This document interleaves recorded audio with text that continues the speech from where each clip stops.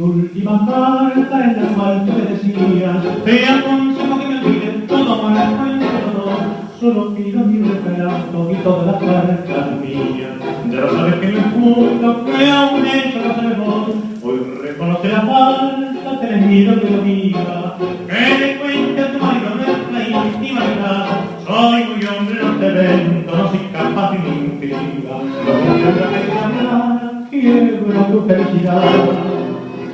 Pero no vas a negar cuando fuiste mía, dijiste que me querías, que no me ibas a olvidar, y que ciega de cariño me besas en la boca, como si estuvieras loca, sedienta de llevar.